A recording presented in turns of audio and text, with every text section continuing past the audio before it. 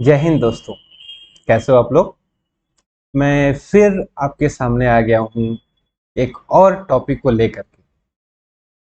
जैसा कि हम लोग पिछले वीडियो में लाइट के चैप्टर में से रे ऑप्टिक्स हम लोग डिस्कस कर रहे थे, जिसके अंदर हम लोगों ने reflection, refraction, mirror, lenses, image formation, बहुत सारी चीजें हमने पढ़ी।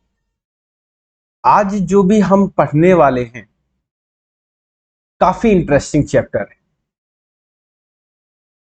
ठीक है, जो भी चीज होगा वो रियल में आपको दिखेगा। तो चलते हैं आज के टॉपिक के ऊपर। तो आज का जो हम लोग का पहला टॉपिक है वो है ह्यूमन आई। जी हाँ, जो ये नेचर ने हमको दो आंखें दी हैं, ये प्राइसलेस, इसकी कोई कीमत नहीं है। और ये जब कीमत इसकी वही जान सकता है जो जिसकी नहीं। अब ये जो आंख है, कहने को तो दो आंखें हैं, लेकिन अगर हम इस आंख के अंदर और भी जानना चाहेंगे तो इसके अंदर बड़ा ही कॉम्प्लिकेटेड स्ट्रक्चर होता है। नेचर ने इसको बड़ा ही सेफ्टी से रखा हुआ है कि इसको आप अगर चोट भी लगेगी तो ये सेल्फ एडजस्ट करती है। क्योंकि नेचर भी बहुत बुद्धिमान है, नेचर एक बहुत बड़ा साइंटिस्ट है जो जो बहुत सेंसिटिव ऑर्गन होते हैं उसको बड़ी सुरक्षा के अंदर रखती है। जैसे हार्ट है, हार्ट बड़ा सुरक्षा के अंदर रखा हुआ होता है, उसको इतनी जल्दी चोटें नहीं लगती। तो अब हम लोग आज डिस्कस करेंगे ह्यूमन आई और उसमें आने वाले डिफेक्ट। तो अब ये देखिए हमारी ह्यूमन आई। अब इसमें जितने भी चीज आपको लिखी हुई दिख रही है, मैं उसको एक एक करके सारे चीज डिस्कस करूंगा। बस आप ध्यान से उसको देखते चले। तो अब मैं क्या करता हूं, सबसे पहले अपना हाइलाइटर ले लेता हूं। ठीक है, अब देखो भाई, ये है हम लोगों की आई, जो आंख दिखती है। इसमें से सबसे पहले देख लेते हैं जो चीज दिख रही है उसको क्या बोलते हैं। ये है आंख का पूरा स्ट्रक्चर, और ये हम लोग को जो दिखता है। ठीक है, जो हम लोग की आंख दिखती है वो छोटी सी दिखती है, लेकिन उसके पीछे का इतना बड़ा गोल जैसा बॉल जैसी होती है। अब इसमें सबसे पहले आते हैं जो आंख में व्हाइट व्हाइट सा दिखता है, ये व्हाइट व्हाइट सा जिसको स्क्लेरा बोलते हो। और ये आपका व्हाइट व्हाइट सा, ये देखो, ये पूरा जो दिख रहा है ना, ये वाला जहां जहां मेरा मार्कर जा रहा है, ये होता है स्क्लेरा, जिसको हम लोग श्वेत पटल बोलते हो। देखो यह लिखा है श्वेत पटल। ठीक है, ये आंख का सबसे बाहरी हिस्सा होता है जो हार्ड होता है, और ये आंख को थोड़ा सुरक्षा देता है। पहली चीज क्लियर हो गई। अब दूसरे पे आते हैं आइरिस। ये आइरिस देखो, ये जो नीली नीली दिख रही है ना, ये ब्लैक होती है, नीली भी होती है, लेकिन ब्लैक ज्यादातर होती है। तो ये आइरिस होती है भैया। ये जो यहाँ पे आपको ये चीज दिख रही है ना ब्लू कलर की, ये है आइरिस। ठीक है, ये क्या करती है, ये लाइट को कंट्रोल करती है। आइरिस क्या करता है, ये लाइट को कंट्रोल करती है। अब जैसे आपने फील किया होगा कि अंधेरे में जब जाते हो तो आंख आपको बहुत ज्यादा खोलना पड़ जाता है, और जब दिन में आते हो, जैसे अंधेरे में हो तो आपको, जैसे उजेले से दिन में उजेले से रात में अंधेरे वाले रूम में गए कुछ दिखाई नहीं देगा, तो आपको बड़ा बड़ा खोल खोल दिखना पड़ता है। लेकिन कुछ समय के बाद आपको अंधेरे में थोड़ा थोड़ा दिखने लगता है। लेकिन फिर जब हम अंधेरे से एकदम से उजाले में आते हैं तो क्या होता है, वो आंख हमारी बंद हो जाती है। आंख बंद, फिर धीरे धीरे थोड़ी देर के बाद में फिर वो आंख हमारी खुलने लगती है। तो जो ये आइरिस होती है, ये क्या करती है, ये हमारे आंख के अंदर जाने वाली लाइट को कंट्रोल करती है। ठीक है, क्योंकि आंख के अंदर सब सेंसिटिव सब इंस्ट्रूमेंट लगे हुए हैं, ये वो मेजर कर लेते हैं कि लाइट के अंदर कितनी लाइट आ रही है। अगर जितनी जानी चाहिए उससे ज्यादा आती है, तुरंत माइंड को सिग्नल भेजेगी भैया लाइट ज्यादा आ रही है, तुरंत आंख बंद हो जाएगी। तो आइरिस क्या करता है, ये जो आइरिस होता है भैया, ये लाइट कितनी आएगी ये डिसाइड करता है। लेकिन कमी यही है, इसकी एक्टिविटी बहुत स्लो होती है। अगर दिन में हो तो दिन के अकॉर्डिंग एडजस्ट हो जाती है। जैसे अंधेरे कमरे में जाओगे तो आंखों को फील क्या होगा, माइंड जो नर्व्स होती हैं माइंड को सिग्नल भेजेंगे रोशनी की कमी है। आइरिस से कहेगा जरा आप फैल जाओ, लाइट को ज्यादा आने दीजिए, तभी हम देखोगे ना बड़ा आंख फाड़ फाड़ के देखते हैं। लेकिन जैसे ही वो अपने आप को साइज बड़ा करती है आइरिस, ये चीज, ये जो दिख रहा है ना ये बड़ा हो जाएगा, तो उसमें लाइट ज्यादा जाने की कोशिश करती है, लेकिन जैसे ही हम उजाले में आते हैं लाइट बहुत तेज जाने लगती है, तुरंत सिग्नल भेजता है, भैया बंद करो लाइट बहुत तेज जा रही है। तो आइरिस जो होती है लाइट को कंट्रोल करते है कितनी लाइट हमारे आंख के अंदर जाए। ठीक है, अब उसके बाद प्यूपिल, जिसको हम लोग पुतली बोलते हैं हिंदी में, ये जो ब्लैक ब्लैक सा है ये पुतली बोली जाती है, यहीं से लाइट एंट्री करती है। ठीक है, ये जो ब्लू कलर का ये आइरिस जो ये शटर है। ठीक है, यहां पे देखो जरा ये ब्लैक कलर का ये पुतली है, यहीं से लाइट हमारी आंख के अंदर एंट्री करती है। क्लियर। अब उसके बाद आते हैं कॉर्निया, ये जो सामने का पोर्शन दिखता है ये वाला, ये पोर्शन हमारा कॉर्निया होता है। उसके बाद में इस कॉर्निया और ये लेंस, ये जो लेंस है यानी कि सामने वाले भाग में एक लिक्विड भरा होता है जो आंख पे लगने वाले चोट को बियर करता है। जैसे किसी ने आपकी आंख पे घुसा मार दिया, तो हमारा जो लेंस है जिसे ये देख रहे हो ना ये वाला, ये जो लेंस है ये डिस्टर्ब ना हो, खराब ना हो, इसके लिए पहले से ही यहाँ पे एक लिक्विड भर दिया जाता है। ये क्या कहता है, ये धक्के को बियर कर जाता है, चोट को अपने आप सोख लेता है। तो ये जो एक्वस ह्यूमर होता है वो यहाँ पर फील होता है आंख के बाहरी हिस्से में। ठीक है, ये एक्वस ह्यूमर, जली द्रव जिसको बोलते हैं। उसके बाद आता है सिलरी मसल्स। ये जो लेंस है ये दो मसल्स, एक यहाँ पे मसल होती है एक यहाँ पे मसल होती है, इसको सिलरी मसल्स बोलते हो। ये मसल्स का काम क्या होता है, जैसे हम पड़ोस की ऑब्जेक्ट देखते हैं आसानी से देख लेते हैं, दूर की ऑब्जेक्ट देखते हैं वो भी आसानी से देख लेते हैं। तो जब हम दूर की देखते हैं तो लेंस को उस हिसाब से एडजस्ट होना पड़ता है, जब हम पास की चीजें देखते हैं तो लेंस को उस हिसाब से एडजस्ट होना पड़ता है। तो लेंस को एडजस्ट कराता कौन, लेंस अपने आप एडजस्ट नहीं होता, लेंस को ये जो सेलरी मसल्स हैं यही भैया उसको एडजस्ट कराती है। जब दूर की देखनी होती है उसको खींच लेती है, पतले हो जाओ, और जब पड़ोस की देखनी होती है उसको दबा देती है, तो मोटा हो जाता है लेंस। तो सेलेरी मसल से डिसाइड करती हैं कि आपको दूर की चीजें अच्छी दिखाई दी और पड़ोस की ऑब्जेक्ट अच्छी दिखाई दी, ये सेलेरी मसल्स का काम होता है। लेकिन कमी एक ये होती है कि समय के साथ साथ इनकी जो कार्य करने की क्षमता होती है, वर्किंग कैपेसिटी, ये धीरे धीरे कम होती जाती है, तभी हमारे आंख में डिफेक्ट होने लगते हैं। अब क्या डिफेक्ट इनकी वजह से आता है ये मैं थोड़ी देर में एक्सप्लेन करूंगा। ठीक है, तो ये एक्सप्लेन हो गया कि हम इन्हीं की वजह से दूर की चीजें और पड़ोस की चीजें देख पाते हैं। अब उसके बाद देखो यहाँ पे आता है सेंट्रल रेटिना आर्टरी एंड वेज। ये जो नसें हैं ये सीधे कहाँ जाती हैं, ये आपके माइंड में जाती है, क्योंकि पूरा सिग्नल ये जो नसें हैं ये हमारे माइंड को भेजती हैं, क्योंकि माइंड ही डिसाइड करता है कि आप देख क्या रहे हैं। ठीक है, उसके बाद आता है नेक्स्ट पॉइंट है ब्लाइंड स्पॉट। यहां पे भैया एक होता है ब्लाइंड स्पॉट, मतलब यहां पर अगर यहां पर कुछ भी होगा, सेंस कुछ भी हो, कुछ भी यहां पे होगा, यहां पर माइंड को कुछ पता नहीं चलेगा कि यहां पर हो क्या रहा है। ठीक है, तो इसलिए मान लेते हैं इस लेंस ने यहां पर अगर इमेज बनाता है किसी भी ऑब्जेक्ट की, तो माइंड तो उसको सेंस कर ही नहीं पाएगा, तो इसलिए तो उसको क्या लगेगा आदमी को कि भैया मुझको तो कोई दिखाई नहीं दे रहा है। तो इसलिए जब इस पॉइंट पर लेंस जो होता है इमेज बनाती है तो वो उस पॉइंट को माइंड रीड नहीं कर पाता, इसलिए उस पॉइंट को बोलते हो ब्लाइंड स्पॉट। उसके बाद आता है येलो स्पॉट, इस पॉइंट को बोलते हैं येलो स्पॉट। ये इस आंख का सबसे सेंसिटिव पार्ट होता है, सबसे सेंसिटिव पार्ट, कि यहां पर हल्का सा भी ये लेंस जो यहां पे कुछ भी बनाएगा तुरंत माइंड को सिग्नल पहुंच जाएगा कुछ तो बना है, कुछ तो बना है। तो इसलिए जो येलो स्पॉट होता है, पीत बिंदु जिसको बोलते हो, ये इस आंख का सबसे ज्यादा सेंसिटिव पार्ट होता है। ठीक है, उसके बाद रेटिना, ये जो पोर्शन होता है इधर वाला ये रेटिना होता है, क्योंकि रेटिना पर ही भैया आपके येलो स्पॉट होता है, ब्लाइंड स्पॉट होता है। ठीक है, क्योंकि आपका जो लेंस है ये इमेज कहां बनाता है, ये रेटिना पे इमेज बनाता है। ठीक है, दृष्टि पटल जिसको बोलते हो। उसके बाद आता है कोराइड, रक्तक पटल। ये कोराइड जो होती है ये वाली, ये जो कोराइड का होता है कि जैसे लाइट इस लेंस ने यहां पे डाला तो जितनी लाइट इमेज बनाने में यूज हो रही है वो तो ठीक है, लेकिन उसके बाद लाइट हमारी आंखों के अंदर चकाचौंध ना मचा दे, ये देखने का काम होता है कोराइड का, रक्त पटल का। ये क्या कहता है, फर्जी का वहां पे रिफ्लेक्शन नहीं होने देता, पता लगे कि ये ना हो तो अंदर ही अंदर लाइट रिफ्लेक्ट हो रही, पता लगे यहां से लाइट यहां गई, फिर वो अंदर ही अंदर कूद रही है, तो हमारी आंख खुलेगी ही नहीं, हमारी आंख काम ही नहीं करेगी।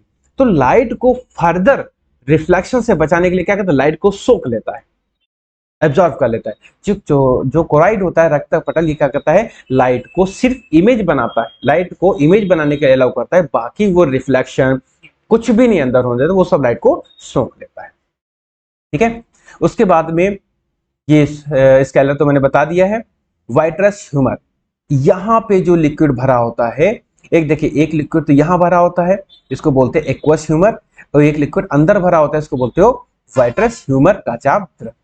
इन दोनों का काम भी यही होता है कि लाइट जो होता है अच्छे से एक जगह कॉन्सेंट्रेट होकर इमेज बनाए, और रेटिना पे देखो भाई, रेटिना ही सबसे इंपॉर्टेंट चीज होती है, और लेंस, इन दोनों को चोट ना लगे, ये दोनों द्रव का काम है। ठीक है, तो ये हो गया आंख का एक्सप्लेनेशन। अब इसमें इस जो ये वाइट्रस ह्यूमर है, इसके अंदर यहां पे रॉड पाए जाते हैं एंड कॉन्स पाए जाते हैं, रॉड एंड कॉन्स। अब अगर आंख के अंदर रॉड कम हो गए तो वो व्यक्ति लाइट कितनी इंटेंसिटी के साथ में आपके अंदर आ रही है, आंख के अंदर आ रही है, उसको मेजर नहीं कर पाएगा, मतलब वो इंटेंसिटी, तीव्रता को मेजर नहीं कर पाएगा। और अगर कॉन्स कम हो गए तो भैया वो कलर को पहचान नहीं पाता है। ठीक है, ध्यान रखिए कि जो रॉड है अगर कम हो गए तो लाइट की इंटेंसिटी को व्यक्ति नहीं पहचान पाएगा, अगर कॉन्स आपके अंदर आंख के अंदर कम हो जाते हैं तो ये कलर को पहचान नहीं पाते। ठीक, तो ये हो गई हमारी आंख का एक्सप्लेनेशन। अब इसके अंदर और भी चीजें हैं, तो ये हो गया कि जितनी चीजें मैंने आपके सामने मेन चीजें रखी, मैंने एक एक करके सारा एक्सप्लेन कर दिया। अब हम लोग थोड़ा सा आगे बढ़ते हैं, अब आते हैं पावर ऑफ एकोमोडेशन, समंजन क्षमता। अभी मैंने कहा था कि जैसे दूर की चीजें देखना हो तो आंख आपको उस तरह से एडजस्ट करती है, और तुरंत पड़ोस में देखना हो तो आंख को उस हिसाब से एडजस्ट होना पड़ता है। अगर आंख के अंदर ये एडजस्टमेंट ना हो तो हम दूर की भी दूर देख सकते तो पड़ोस नहीं देख पाएंगे, पड़ोस देख लेंगे तो दूर की नहीं देख पाएंगे। तो आंख की यही क्षमता जो हमको दूर की वस्तु और पास की वस्तु देखने के योग्य बनाती है, उसी को बोलते हैं एकोमोडेशन पावर, समंजन क्षमता। जैसे इसमें देखो, ये जो लेंस है ये दूर की ऑब्जेक्ट एट इंफिनिटी, दूर की वस्तु देखने के लिए अपने आप को फिट कर रहा है। और यहां पे देखो, यही लेंस पड़ोस की वस्तु को देखने के लिए अपने आप को फोकस कर रहा है। ठीक है, जब दूर की देखनी होती है तो वो लेंस पतला हो जाता है, और जब पड़ोस की देखनी होती है तो मोटा हो जाता है। तो पतला मोटा करता कौन है, सिलरी मसल्स करती है। सिलरी मसल्स के कारण ही आंख के अंदर पावर ऑफ एकोमोडेशन जनरेट होती है, समंजन क्षमता जनरेट होती है। जब सिलरी मसल्स काम करना बंद कर देती हैं तो आंख के अंदर ये समंजन क्षमता धीरे धीरे खत्म हो जाती है, और लेंस पहले सॉफ्ट होता है, फिर धीरे धीरे क्या होना, हार्ड होने लगता है, तभी भी चश्मे लग जाते हैं। ठीक है, तो पावर ऑफ एकोमोडेशन क्या होता है कि दूर की ऑब्जेक्ट और पास की ऑब्जेक्ट देखने के लिए आंख जो अपने आप को एडजस्ट करती है, तो उसकी आंख की एडजस्टमेंट पावर को बोलते हो power of accommodation. Clear? Minimum कितना आंख देख सकती है, कितनी डिस्टेंस पे, 25 सेंटीमीटर। ठीक है, न्यूनतम दूरी। अब कहोगे सर हम देख तो ऐसे भी सकते हैं, बिल्कुल देख सकते हो, लेकिन ये 25 सेंटीमीटर जो होता है वो इस आंख विदाउट प्रेशर देखने के लिए होता है। ठीक है, मतलब आप 25 सेंटीमीटर पर अगर ऑब्जेक्ट रखी है तो आप विदाउट प्रेशर आप देखते रहोगे, कोई दिक्कत नहीं। लेकिन अगर ऐसे देखोगे थोड़ी देर के बाद आपको खुद फील हो जाएगा कि यहां पे प्रेशर क्रिएट हो रहा है, दर्द क्रिएट हो रहा है। ठीक है, चलो भाई आगे बढ़ते हैं। अब आते हैं कि कुछ डिफेक्ट आंख के अंदर आ जाते हैं। जैसे पहला डिफेक्ट है मायोपिया या नियर साइडनेस या शॉर्ट साइड, जिसको हम हिंदी बोलते हैं निकट दृष्टि दोष। ठीक है, अब इसमें क्या होता है, इसमें देखिए कोई भी अगर डिफेक्ट क्रिएट होता है तो जाहिर सी बात है उसमें आपकी जो इमेज है वो रेटिना पे, यहाँ पे यही तो ये हमारा येलो स्पॉट होता है, येलो स्पॉट पे नहीं बनेगा। यानी कि इमेज जब येलो स्पॉट पे नहीं बनती है तभी डिफेक्ट क्रिएट होता है। अब या तो येलो स्पॉट के पहले इमेज बनेगी या येलो स्पॉट के बाद में बनती है, बस यही रीजन है। अब जैसे मायोपिया में क्या होता है, निकट पड़ोस की वस्तु तो बहुत आसानी से देख लेता है, पड़ोस की जो पास की वस्तु होती है उसका तो फिगर, उसका तो इमेज रेटेड इस येलो स्पॉट पे बनता है। लेकिन दूर की जो ऑब्जेक्ट होती है, दूर की जो ऑब्जेक्ट होती है उसका जो इमेज होती है वो भैया पहले बनने लगता है। यहाँ पे देखो रेटिना यहाँ पर है लेकिन बनता कहां पर है, यहाँ। ठीक है, इसको हम इस तरीके से बताते हैं। जो पड़ोस की ऑब्जेक्ट है उसका इमेज तो यहां बनता है, लेकिन जो दूर की ऑब्जेक्ट है उनका इमेज यहां बन जाता है। अब जरा सोचो, येलो स्पॉट पे तो इमेज बनी ही नहीं रही है तो हमको दिखाई देगी क्या, नहीं दिखाई दे, क्योंकि वो सबसे सेंसिटिव पार्ट था जब माइंड को सिग्नल ही नहीं जाएगा जब। अब दूर की वस्तु का जो सिग्नल, दूर की वस्तु का इमेज यहाँ बन रहा है, बनना चाहिए था यहाँ पर, तो दूर की वस्तु हमको सही नहीं दिखाई देती है। इसको एक और क्लियर करते हैं इस तरीके से। अब देखो जरा, पहला फिगर जो है वो आपका पड़ोस की वस्तु के लिए, पड़ोस की वस्तु का देखो फिगर यहाँ बना है तो आसानी से दिखाई देती है, लेकिन दूर की वस्तु का जो फिगर है वो यहाँ पे बनना चाहिए था यहाँ पे, लेकिन बन कहां पर है, यहाँ पे बन रही है, इसलिए नहीं दिखाई देता है। ठीक है, अब इसको दूर कैसे करेंगे। अब देखो जरा ध्यान से, यहाँ पे लाइट रे यहाँ पे जल्दी फोकस हो जाती है, हमको इनको देर में फोकस करना है। हमको कहां फोकस करना है, यहाँ पर। तो लाइट को हल्का सा फैलाना है, और फैलाने का काम करता कौन है, कॉनकेव लेंस करता है। कौन काम करता है, कॉनकेव लेंस करता है, राइट। तो क्या करना है, हमको हल्का सा लाइट रे को फैलाना है, और वो क्या कहां मिलने लगेंगे, यहां पर मिलने लगेंगे। तो देखो जैसे ही मैंने यहाँ पे कॉनकेव लेंस रखा तुरंत यहाँ पे लाइट रे मिलने लगी। ठीक है, तो जो निकट दृष्टि दोष मायोपिया होता है, ये निकट की वस्तु तो बहुत आसानी से देख लेता है, लेकिन दूर की ऑब्जेक्ट को नहीं देख पाता। क्यों, क्योंकि दूर की ऑब्जेक्ट जो है वो रेटिना से पहले इमेज बनती है, इसलिए नहीं देख पाता। तो इसके लिए हम क्या करते हैं, हमको कॉनकेव लेंस चाहिए जो लाइट रे को हल्का सा फैला सके और इमेज कहां बनाए, रेटिना पे बनाए। ठीक है, अब ये जो मायोपिया है ये प्रोड्यूस होता क्यों है, कभी कभी होता है कि आईबॉल का साइज बढ़ जाता है, जो हमारी आंख का है ना, आंख का साइज बढ़ जाता है। ये आईबॉल क्या होता है भैया, ये देखो, ये जो गोल गोल दिख रहा है ना, इसी को हम लोग आईबॉल बोलते हो। आईबॉल का साइज बढ़ जाएगा तो फिर हम चीजों को आसानी से नहीं देख सकते। ठीक है, तो इसके लिए हम लोग क्या यूज करते हैं, कॉनकेव लेंस यूज करते हैं। क्लियर। अब हम लोग आगे बढ़ते हैं दूसरे दोस्त पे, हाइपरमेट्रोपी या फार साइडनेस या दूर दृष्टि। ठीक है, इसमें बिल्कुल वही है, दूर की ऑब्जेक्ट तो आसानी से दिखाई देता है लेकिन पड़ोस की नहीं दिखाई देता। तो दूर जो वस्तु है उसका तो इमेज यहां बनता है, कोई दिक्कत नहीं है, लेकिन पड़ोस की कहां बन रहा है, पड़ोस का बन रहा है रेटिना के पीछे, इसलिए पड़ोस की वस्तु नहीं दिखाई देती है। ठीक है, तो दूर दृष्टि में दूर की चीजें तो आसानी से दिखाई देती हैं लेकिन पड़ोस की वस्तु नहीं दिखाई देती। क्यों, क्योंकि इसकी इमेज रेटिना के पीछे बनती है। देखो जरा,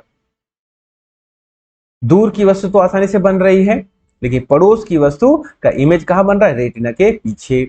अब देखो ये थोड़ी देर के बाद में एक जगह मुड़ रही है तो हमको पहले इनको मोड़ना है, तो पहले मोड़ने का काम कौन करता है, कॉन्वेक्स लेंस। ठीक है, जैसे हमने कॉन्वेक्स लेंस लगाया तुरंत यहाँ पे इमेज बनने लगी।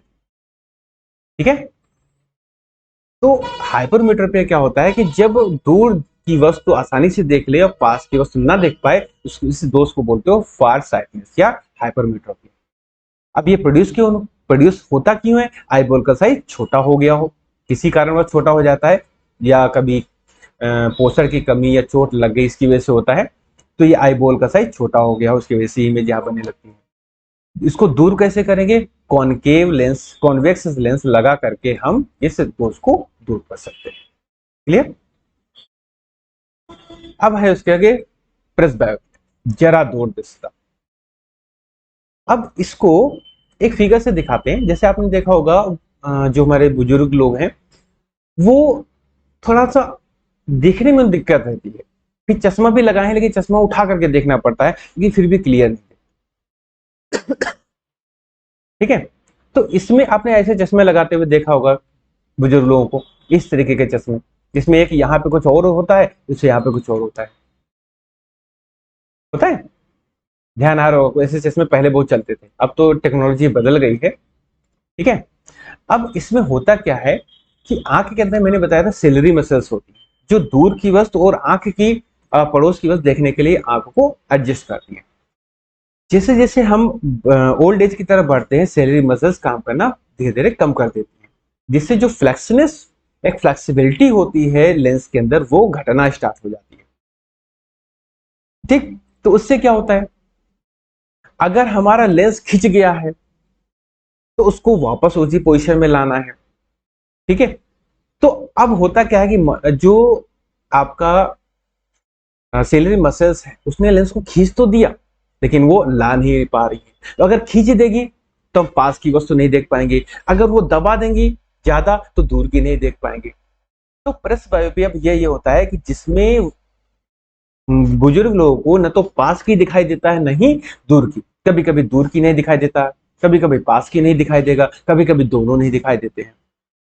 जब हमको दोनों नहीं दिखाई देते हैं तब हम कॉन्वेक्स और कॉनकेव दोनों का यूज करते हैं। ठीक है, और जब हमको, अब अगर मायोपिया है तो उस तरीके से इसको जैसे मैंने पीछे बताया था उस तरीके यूज कर लेते हैं। हाइपरमेट्रोपिया हो गया है तो उस तरीके से यूज कर लेते हैं। देखो, देखा होगा कि इस तरीके से ये, जैसे जब दोनों में, जैसे हमारी जो सेलरी मसल्स हैं उन्होंने बीच में लेंस को रोक दिया, तो होता क्या कि ना तो हम दूर की देख पा रहे, नहीं हम पड़ोस की देख पा रहे। तो उसमें क्या होता है कि हमको दो तरीके के लेंस चाहिए, एक दूर को देखने के लिए चाहिए, एक पड़ोस पास को देखने के लिए चाहिए। तभी ये उस तरीके से देखने को होता है कि ये पढ़ने के लिए होता है और ये दूर की देखने के लिए होता है। ठीक है, तो ये होता है प्रेसबायोपिया, ये सिर्फ और सिर्फ जनरेट होता है आपका सेलरी मसल्स के कारण। सेलरी मसल्स जब हम लेंस को खींच देती हैं, ठीक है, इस तरीके से जब लेंस को खींच करके बहुत पतला बना देंगी तो इसका मतलब है हम दूर की देख लेंगे, पड़ोस की नहीं देख पाए। और जब वो मोटा कर देती है तो इसका मतलब हम पड़ोस की देख लेंगे, दूर की नहीं देख पाते। ठीक है, तो सीधी सी बात है, जब लेंस का शेप जो डिस्टॉर्ट हो जाएगा, लेंस का शेप बेकार हो जाएगा, तो हम चीजों को आसानी से नहीं देख सकते। ठीक है, तो अब उसमें तीन केस होते हैं, या तो हम पहला वाला केस जो मैंने बताया था मोरपिया वाला केस आ जाएगा, या हाइपरमेट्रोपिया वाला आ जाएगा, और या तो फिर बीच का आ जाता है कि दोनों केस यहाँ पे आ जाते हैं। तो जिससे ना तो बुजुर्ग पास की देख पाते हैं, नहीं दूर की देख पाते हैं, तो हमको बाई कॉन्वेक्स लेंस यूज करने पड़ते हैं। मतलब दोनों लेंस हमको इसमें यूज करने पड़ेंगे, एक डिस्टेंस के लिए, एक आपका नियर। क्लियर, आगे बढ़ते हैं। एस्टिमेटिस, अबिंदुकता। इसमें भैया होता क्या है कि जब कॉर्निया का हमारा शेप बेकार हो जाता है, जैसे देखो ये जो है ये कॉर्निया है, देखो इसको थोड़ा सा, ये कॉर्निया है, देखो इसमें कॉर्निया अलग है, इसमें कॉर्निया का शेप अलग है। ठीक है, तो ये हमारी नॉर्मल आई है और ये हमारा अबिंदुकता एस्टिमेटिस वाली आई है। अब देखो इसमें होता क्या है कि ये शेप बेकार हो, कभी कभी बाई बर्थ बेकार होता है, कभी कभी चोट लग जाती है तब बेकार हो जाता है। तो उसमें क्या होता है कि हमको चीजों की क्लियरिटी नहीं मिलती है, हम हॉरिजॉन्टल वर्टिकल लाइन को आसानी से नहीं देख सकते। तो इसके लिए हम सिलिंड्रिकल लेंस यूज करते हैं, जो इस तरीके से होते हैं, ये इस तरीके से, ये सिलिंड्रिकल लेंस होते हैं, इनको हम यूज करते हैं और हम फिर आसानी से इमेज को देख पाते हैं। ठीक है, ये इसमें बस होता है कि ये रेटिना का कर्वेचर होता है, ये रेटिना कर्वेचर यहाँ पे बिगड़ जाता है, जिससे क्या होता है चीजें आसानी से नहीं देख पाते, हॉरिजॉन्टल वर्टिकल में हम आसानी से चीजों को नहीं देख पाते। ठीक है, उसके बाद में आता है कलर ब्लाइंडनेस। ये एक ऐसी बीमारी है जो जिसका इलाज नहीं है, ये अनुवांशिक होती है। अगर आपके परिवार में है तो आपको होनी है, इससे हम देखिए देखने में कोई दिक्कत नहीं होती इसमें, लेकिन इससे कलर की पहचान नहीं की जा सकती। तभी जब आगे जब आप पढ़ने जाओगे तो कलर ब्लाइंडनेस का टेस्ट होता है, जैसे इसमें इस तरीके से होता है, इस तरीके से आपके सामने फिगर लिए दिखाए जाएंगे, कहेगा पहचान उसमें क्या लिखा है। जो बंदा कलर ब्लाइंडनेस वाला होगा वो पहचान नहीं पाएगा, क्योंकि वो कलर को पहचान नहीं पाता, तो नहीं बता पाएगा कि इसके अंदर क्या लिखा हुआ है। और जो नॉर्मल होता है वो बता देगा इसके अंदर क्या लिखा है। यही होता है कलर ब्लाइंडनेस, उसका कोई इलाज नहीं। ठीक है, तो ये हो गया हमारा ऑप्टिक्स। तो आज इस वीडियो के साथ हमारा ऑप्टिक्स चैप्टर कंप्लीट हो जाता है। अगला चैप्टर हम लोग इलेक्ट्रिसिटी वाला पढ़ेंगे, करंट वाला पढ़ेंगे।